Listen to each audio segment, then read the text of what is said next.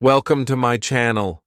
Do you ever feel like you understand English but can't think in English? That happened to me too. But I found a way to fix it. I trained my brain to think in English. And now I'll show you exactly how I did it. Stay with me till the end, because each step helped me think faster, speak better, and feel more confident. Let's begin. Chapter 1. I stopped translating in my head. I want to tell you something that changed everything for me.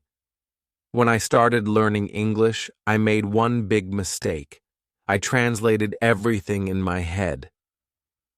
Every word, every sentence, every idea. I would hear something in English, and my brain would quickly translate it to my native language. Then I would think of an answer in my native language, and then translate that answer back to English before speaking. It was slow, it was stressful, and it made speaking very, very hard. I remember one time someone asked me, "How was your weekend?" A very simple question, but my mind started working like a machine. Weekend, okay, translate that. How was, okay, what's the right form? My answer took so long that the person just smiled and walked away. That's when I realized I had to stop translating. At first it sounded crazy. How can I speak English without translating? I didn't know enough words, but I made a simple decision. I would try. I would try to think in English, even if my thoughts were small or even wrong. I told myself, it's okay to make mistakes, just don't go back to your native language. So I started with easy things. When I looked at the clock, I didn't think, what time is it? In my native language. I looked at the clock and said, it's 7. I need to eat. That's it. Short, simple, English-only thoughts. When I stepped outside, I didn't say, it's cold today, in my language. I just said, cold, I need my jacket. Not perfect, but in English. When I felt hungry, I didn't think, what should I eat? In my own language. I told myself, eggs. I want eggs. Maybe toast, too. Was it hard at first? Yes. My brain wanted to go back to my old habit, to translate. But I stayed patient. I made it a small daily habit. One sentence in the morning, one in the evening, one while walking. That's all. For example, in the morning I would think, I don't want to wake up. In English. At night, I'm tired. I need to sleep. When walking, I'd think, nice weather today, or that tree is tall. These tiny sentences became my secret training. No grammar books, no pressure, just small thoughts in English. And then something amazing happened. One day I was walking to the store. I saw a dog, and my brain said, that dog looks happy. And I stopped. I didn't try to think in English. I didn't try to translate. It just happened. That was my first big win. I smiled the whole way to the store. Because I finally understood. I could think in English. Not perfectly, not with big words, but naturally. And that's what I want to tell you. You don't need to be perfect. You don't need to know every word. You just need to start thinking small thoughts in English every day. Don't wait. Start now. Look around you. Say one thing in English, even if it's wrong, even if it's short. Just try. That's how I stopped translating in my head, and how you can too. Chapter 2. I started talking to myself a lot. Yes, it's true. I talk to myself. And no, I'm not crazy. In fact, talking to myself was one of the best things I ever did to improve my English. You see, I used to wait for the right moment to practice speaking. I waited for English classes. I waited for conversations. I waited for other people. But the truth is, the best person to talk to is yourself, because you're always there. So, I started small, simple things. When I woke up in the morning, I said, "I'm so sleepy." While brushing my teeth, I said, "I'm brushing my teeth. I need to be quick." If I was cooking, I would say, "I'm cutting vegetables. I need more salt." I didn't care if it sounded silly. I just did it. No one was watching. No one was judging. It was just me and English. After a few days, I added more. I started asking myself questions in English. What should I do today? Should I wear the red shirt or the blue one? What time is it? Do I have time for coffee? And guess what? I answered myself too. I think I'll go for a walk. Maybe I'll watch a video. I'm feeling lazy, but I need to study. It became a habit, like brushing my teeth or checking my phone. I would talk to myself anytime, anywhere. If I was outside and couldn't speak loudly, I just spoke silently in my mind. I looked at the sky and thought, "It's beautiful today." I saw people walking and said, "That guy looks tired." I dropped my pen and laughed. Oh no, not again.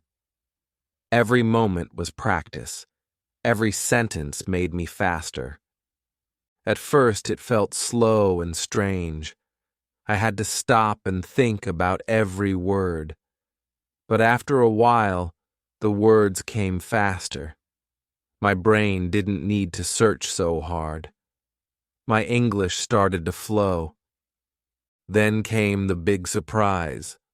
One day, I was talking to someone in my own language.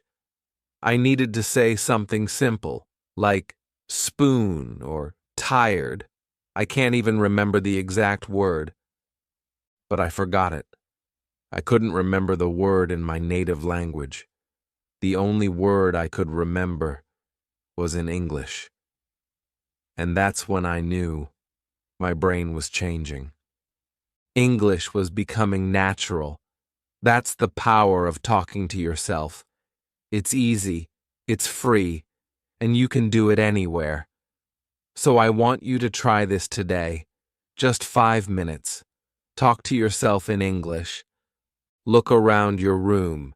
Describe what you see. Talk about what you're doing. Ask yourself, "What will I eat today?" and answer in English. Don't worry about mistakes. Don't wait for someone to listen. You are your best practice partner. And remember, it's not crazy, it's smart, it's powerful, and it works. Chapter 3. I filled my ears with English. When I started learning English, I thought I had to study hard, grammar, vocabulary, rules. But then I discovered something that changed everything. Listening. Listening helped me more than anything else. No pen, no notebook, no pressure, just my ears and English. At first, I didn't understand much. I felt confused. I wanted to stop, but I didn't stop. I told myself, "It's okay, just keep listening." So I listened every day, while walking, while doing laundry, while brushing my teeth. I found slow, clear English podcasts. Some were for beginners, some were stories, some were just conversations. I also watched YouTube videos made for English learners, simple ones, slow ones. Sometimes I watched children's shows. They were easy and fun. I didn't understand every word, but I started to notice something. I heard the same words again and again. Good morning. How are you? What's going on? These small sentences became familiar. I didn't have to study them. I didn't have to write them down. My brain just started to remember. That's the power of listening. Your brain learns the rhythm, the pattern, the sound. It's like music. You don't need to understand every word of a song to enjoy it. You just let it play again and again. Then I added something more. Shadowing. Shadowing means you repeat what you hear, like an echo. I listened to a short sentence, paused and copied it. Sometimes I understood it, sometimes I didn't. But I still repeated. Not perfect, not fast, just like a shadow. Here's what I did. I listened to a podcast. The speaker said, "I'm going to the store." I paused the audio and said, "I'm going to the store." Then I played the next sentence. And again, I repeated, "I don't feel like cooking today." Pause. Copy. I don't feel like cooking today. I did this every day. And then, one day, something amazing happened. I was walking outside listening to a podcast. I heard a phrase, I think it was something like, "That's not a big deal." And without thinking, I repeated it out loud. I didn't pause. I didn't try. It just came out. I didn't translate. I didn't plan. I just said it. That was a big moment for me. That's when I knew all that listening was working. It was getting into my brain, slowly, naturally. So here's what I learned. You don't have to understand everything. Just listen. Fill your ears with English. Play English while you cook, while you clean, while you walk. Let the words enter your brain. Repeat what sounds good. Copy the rhythm. Copy the phrases. Don't worry if it's not perfect. It's called language in, language out. The more English you hear, the more English you can say. You don't have to force it. Just keep listening, and the words will start to come out. Try it today. Find a podcast. Play a YouTube video. Listen while you do something simple. Repeat what you hear. Do it every day, and you'll be surprised how fast your English begins to grow. Chapter 4. I made English part of my life. In the beginning, English was something I studied. It was a subject, like math or science. But I didn't want to just study English. I wanted to live in English. So I made a decision. I will make English part of my everyday life. Not just in class, not just in a book, but in the small moments of my day. The first thing I did, I changed the language on my phone to English. Yes, it was confusing at first, but very soon I learned useful words like settings, download, restart, and battery low. Every time I picked up my phone, I was learning. Then I started following English learners and teachers on social media. My Instagram and YouTube were full of short English tips, easy grammar tricks, and small motivational quotes. Sometimes I watched a 1-minute video. Sometimes I read a sentence. It felt easy, natural, part of my day. Next, I tried something new. I wrote my shopping list in English. Instead of dude unday bread, I wrote milk, eggs, bread. Then I started writing everything in English, little things. My to-do list, my notes, my daily plans. I also began a small English journal. Every night, I wrote 1 or 2 sentences. Today was a good day. I finished my work early. Or, I feel tired today. I want to sleep early. These were simple sentences, but they helped me build a habit. Every sentence was like lifting a small weight. And over time, my English brain got stronger, like a muscle. Here's what I learned. You don't need to do big things. You don't need to study for 3 hours. You just need small habits. Every morning, read 1 English sentence. Every evening, watch 1 English video. Before bed, write 1 English thought. That's it. Do it every day. And slowly, something amazing happens. You stop trying to think in English, and you start thinking in English naturally. I remember the moment it happened to me. One day I was very angry. Someone said something rude to me, and in my head I was thinking, but not in my native language. I was thinking in English. I thought, why did he say that? That's not fair. And I stopped. I realized my angry thoughts, my real thoughts, were in English. That's when I knew. My brain had switched. English was no longer a subject. It was part of me. Now I talk to myself in English. I think in English. I write, plan, and live in English. It didn't happen in one day.